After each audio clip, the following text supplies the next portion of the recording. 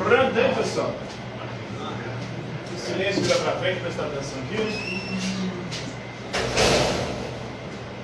Estou dando continuidade ao nosso estudo da filosofia contemporânea. Hoje nós vamos conhecer um filósofo inglês chamado John Stuart Mill.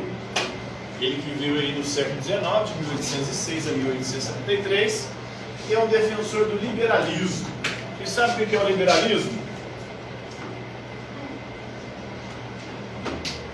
Alguém sabe o que é o liberalismo? O liberalismo é um movimento, uma corrente filosófica que defende as liberdades. A liberdade individual e as liberdades. Quais são as liberdades que o liberalismo defende?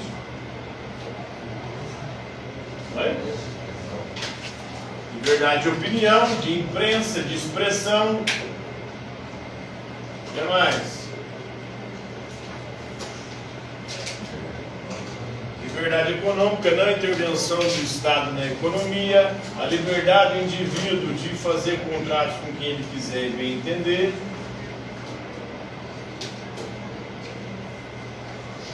Liberdade do indivíduo escolher a quem vender a sua força de trabalho. O que mais?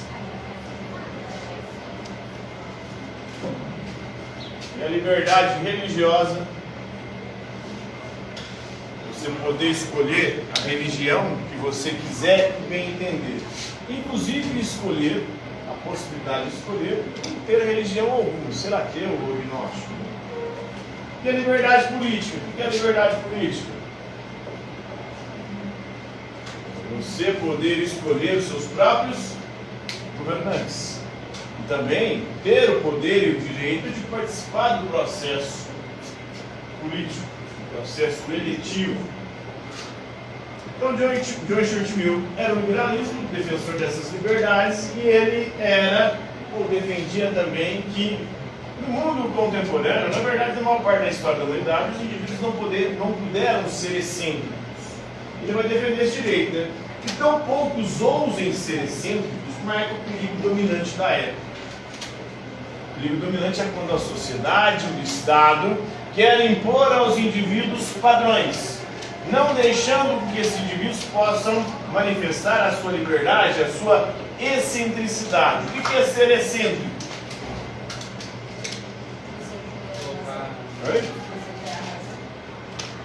Excêntrico é você ser fora do centro, ou seja, ser fora do comum, fora do padrão. Ele defende o direito de você ser fora do padrão. Se você não se enquadra no padrão da sociedade, não é você que tem que submeter a sociedade, é a sociedade que tem que aceitar quem você é. É isso que ele defende. Não é porque você é diferente que você tem que se adequar à sociedade. É a sociedade que tem que aceitar a sua diferença.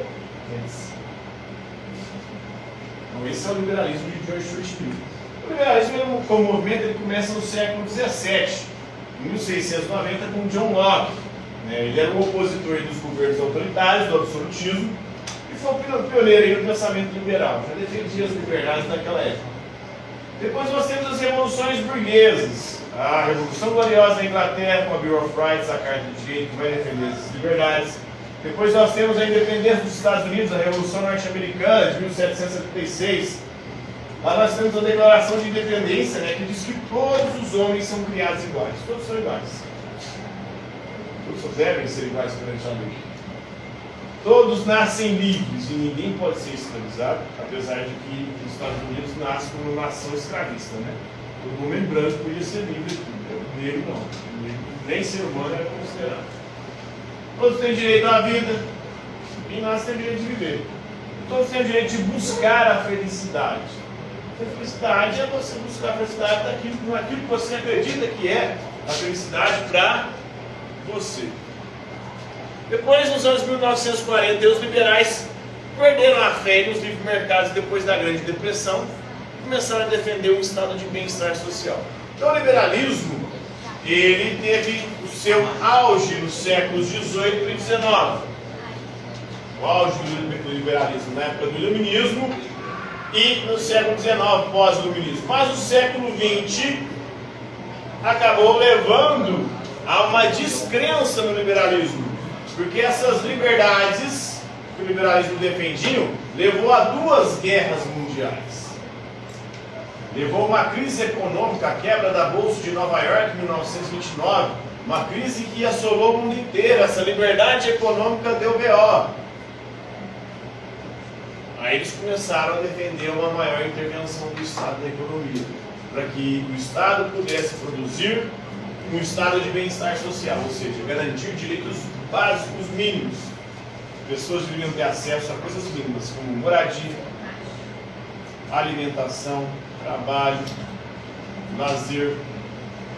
O Estado deveria garantir que as pessoas tivessem acesso a essas coisas mínimas para a sua sobrevivência, né? Saúde, educação. Em 1958, o erudito britânico Isaiah Berlin distinguiu a liberdade negativa da positiva. A liberdade positiva é a liberdade de você poder fazer algo. A liberdade negativa é o direito que você tem de ninguém interferir na sua liberdade. Ninguém pode te obrigar a fazer coisa alguma. Em 1974, o filósofo norte-americano Robert Nozick, ele argumentou que as liberdades pessoais são sacrossantas, né? Quase como algo sagrado para o Nozick. Então, essas liberdades aqui, elas devem ser sagradas. O Estado não pode intervir nelas. A sociedade não pode restringi-las. Então, John Stuart Mill vai defender o seguinte: numa sociedade saudável, os indivíduos devem ser livres para poder pensar o que quiser, falar o que quiser, agir da maneira que quiser, desde que não causem danos aos outros. Se o que você faz não causa dano para ninguém, você pode estar livre, você pode fazer o tanto que você quiser. Você só não pode fazer aquilo que causa danos para terceiros. Agora você mesmo, você pode fazer o que você quiser. Oi? A liberdade de expressão não pode causar dano também, né? Por exemplo, calúnia. Você mentir sobre alguém, calúnia é problemático. É um dano a um terceiro. Por que causa dano a calúnia? Se você falar, por exemplo, que um sujeito é pedófilo, acusar alguém de pedofilia, isso é calúnia. Se o cara não for de fato, se você não tiver prova. Já aconteceu, por exemplo, de um sujeito ser acusado de pedofilia e ser linchado, ser morto. E depois descobriu que ele não era pedófilo. No Paraná aconteceu o caso com um caminhoneiro. Acusaram a mulher de fazer ritual de magia negra sacrificando criança em Guarujá. A mulher foi linchada e morta. E ela não era nada disso. Percebe como a calúnia pode produzir problema seríssimo? Outros, eu não sei qual o tamanho do dano. Por exemplo, injúria e difamação. Injúria é xingar os outros. Eu não sei até que ponto isso aí causa dano no outro. Você me xinga, por exemplo, de filho da puta, isso só vai me causar dano se minha mãe for. Aliás, se minha mãe for a puta, é verdade. Eu não posso nem questionar o cara. Agora, se minha mãe não for uma puta, eu preciso também me preocupar, porque o que ele está falando ali é besteira, é bobagem, né? Não é verdade. Difamação, falar mal. Tem que ponto falar mal dos outros. A não ser que seja mentira de fato, é um problema. Até o ponto da pessoa ter que reagir. Mas ela vai te causar dano. Agora, falar mal, a gente fala mal dos outros o tempo inteiro. A arte que o ser humano mais exercita é a arte de falar mal dos outros. A arte de falar mal da vida alheia. E isso acontece com todo mundo, com geral. Quando você sai da rodinha, você vira o assunto e começa a falar mal de você. E enquanto você está na rodinha, você está falando daqueles que não estão na rodinha. Também. Participa constantemente com a arte. E que mal que faz isso? Qual que é o dano que causa dano? Falar mal dos outros? Não, qual dano então? Eu quero saber qual dano que causa. Depende. Tem situações que sim. Não, aí mentira já é calúnia. Aí já não é mais difamação, não é falar mal. Se o que está falando mal de você é verdade, e se for mentira, é calúnia. Aí calúnia você pode denunciar. Entende? Por isso que dos crimes contra a honra, que são esses três, eu fui condenado por 2. Pagar R$5.000. 2.000 para o advogado, 3.000 de indenização. O cara queria 30.000. Porque eu xinguei ele na internet e falei mal dele. Mas o que eu falei mal não era mentira. Então não era calúnia. E não era. A injúria foi xingamento. Eu fiz mesmo isso. Sem xingamento. Eu deixo. Chamei de semenão. Falei que ele era um. E